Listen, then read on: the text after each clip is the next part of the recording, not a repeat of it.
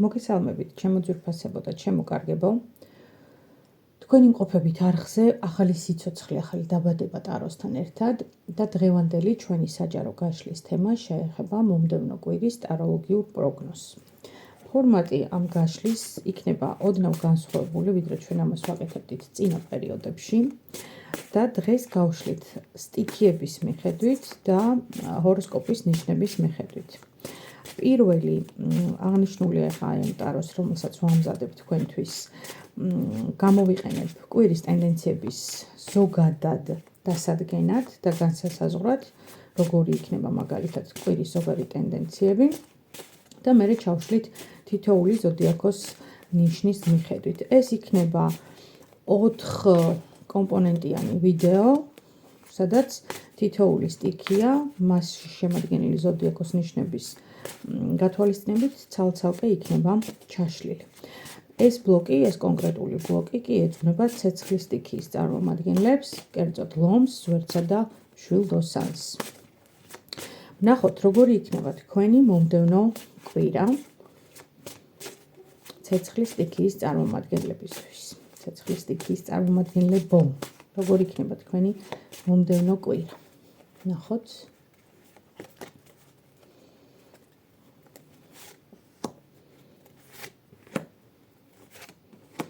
ეს ზოგადი ტენდენციები კვირის. ეხლა ვნახოთ თითოეული ნიშნისთვის კონკრეტულად როგორი იქნება.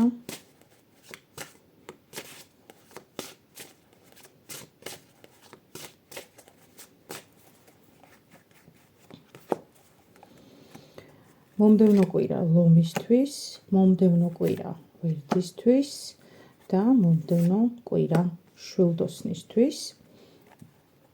და ასევე ამოვიღოთ, მოდით ერთ-ერთი არკანით რჩევა ცეცხლის სტიქიის წარმომადგენლებისთვის.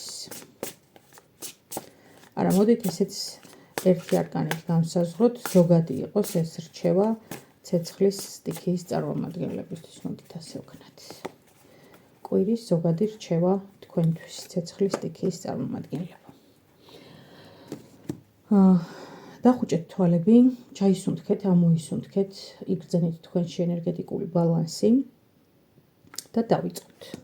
როგორი იქნება ცეცხლის სტიქიის წარმომადგენლების ზოგადი კვირა.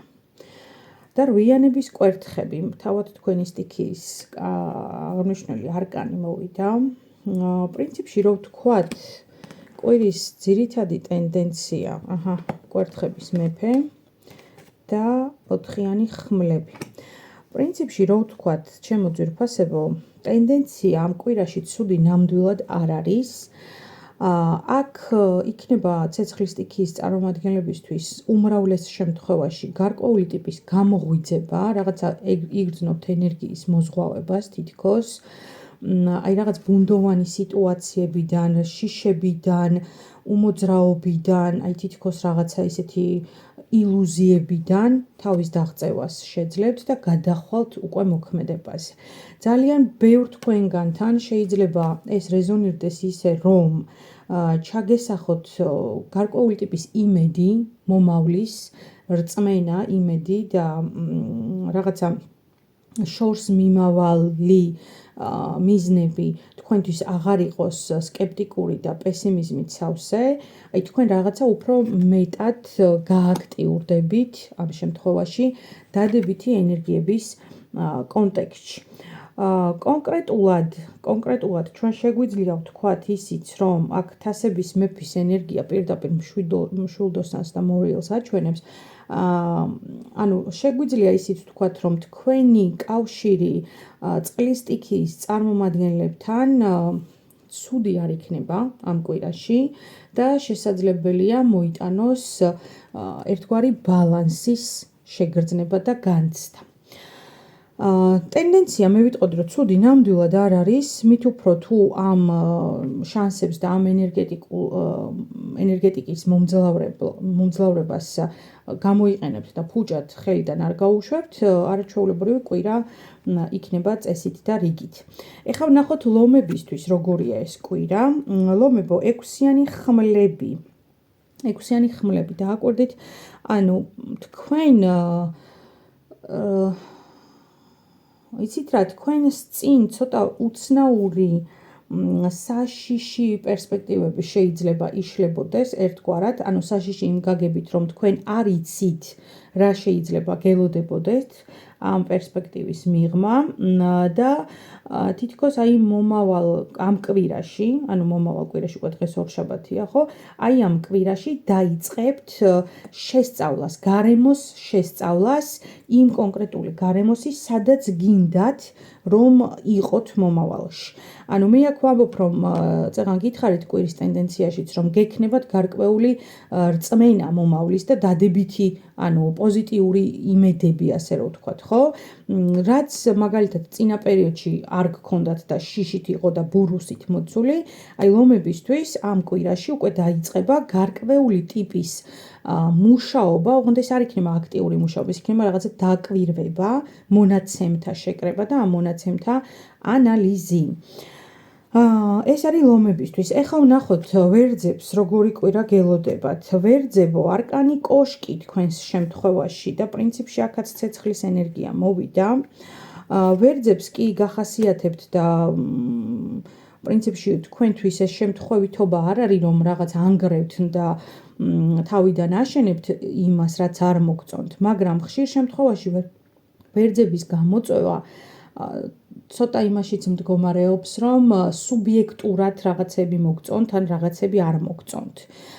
აი ვერძებს ამ შემთხვევაში შესაძლოა მოუწიოთ რაღაცა წარსულთან დაკავშირებული თემების ან გახსენება, ან ამოტივტივება და რაღაცა ცოტა სხვანაირი რაკურსით დანახვა. ანუ იმაზე მეტად განსხვავებული რაკურსით, ვიდრე ამას მაგალითად წინა პერიოდში უყურებდით. შესაძლოა მოგიწიოთ რაღაცა სიმართლისთვის თვალების გასწორება, ვერძებო, გარკვეულ საკითხებზე თავისი სახელის დარქმევა. ოღონდ ეს მე ვიტყოდი უფრო შინაგანი პროცესებია ვერძებისთვის, ეს არ იქნება რაღაცა გარედან თემები, ანუ თქვენ შიგნით რაღაცა გახდება ნაცნობი, რაღაცას თქვენ თვითონ დაასახელებთ და სახელს დაარქმევთ, რომ ეს ამიტომ არის ესე და ესე. ანუ პრინციპში ეს ნიშნავს იმასაც, რომ თქვენი სივრციდან დაბნეულობები და გაორებული საკითხები წავა, იმიტომ რომ რასაც სახელს ვარქმევთ, მე იმ სახელდარქმეულ საკითხთან მიმართებაში ან ვიღებთ ისეთ როგორც არის, ან ვცვლით, იმიტომ რომ ან გვაწყობს, ან არ გვაწყობს, ხო? მაგრამ აი სახელს სანამ არ ვარქმევ და სანამ არ განვსაზღვრავ რა არის ეს, რა რეაქცია, რა რეაგირება უნდა მქონდეს ამ საკითხზე, ხო, ცოტა რთულია. ამიტომ ვერძებო, მე ვიტყოდი, რომ თქვენთვის საკმაოდ ნაყოფიერი კვირა იქნება, როგორც კვირის ტენდენციიდანაც ასევე ჩანდა. და ვნახოთ ეხლა მშვილდოსნებო, ხმლების ტუზი. ცეცხლის სტიქიის წარმომადგენლებს აი ძალიან აქტიური კვირა გელოდებათ საერთოდაც და კონკრეტულად მშვილდოსანს ელოდება რაღაცა გარკვეული ტიპის საკითხების გადაჭრა.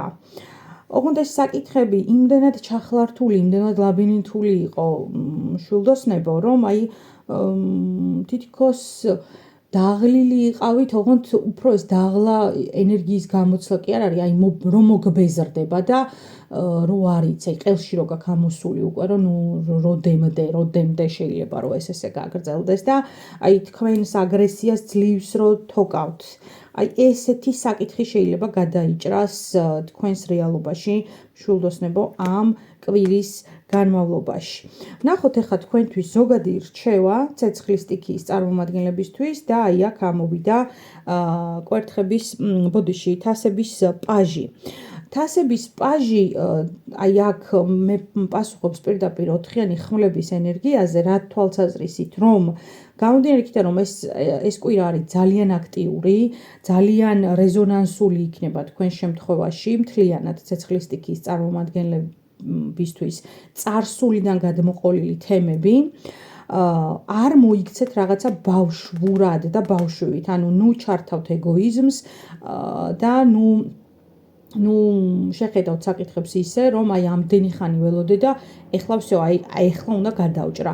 ცოტა უფრო მეტი გონიერება გამოიჩინეთ, ცოტა უფრო მეტი წინდახედულება და სადაც აქამდე ამდენი ითმინეთ, რაციონალიზმს მოაკლებთ თქვენს ნურც ფიქს და ნურც ქმედებას, ცეცხლის სტიქიის წარმომადგენლებს, აი ესეთ რჩევას მისცემდა ტარო. აი ესეთი იყო ჩემო ძვირფასებო მომდევნო კვირის ტაროლოგიური პროგნოზი თქვენთვის, ვერძებისთვის, ლომებისთვის და მშვილდოსნებისთვის და ზოგადად რჩევა ამ კვირაში. იმედია მოგეწონათ ესეთი ტიპის საჯარო გაშლა, თუ მოგეწონათ დააკომენტარეთ, გააზიარეთ, გამოიწერეთ არხი და შევხვდებით უახლოეს მომავალში. ვეცდები, რომ უფრო მრავალფეროვანი საჯარო გაშლებით შემოგიერთდეთ ხოლმე. დიდი მადლობა, რომ იყავით ჩემთან ერთად, გისურვებთ მშვიდობიან და ბედნიერ კვირას.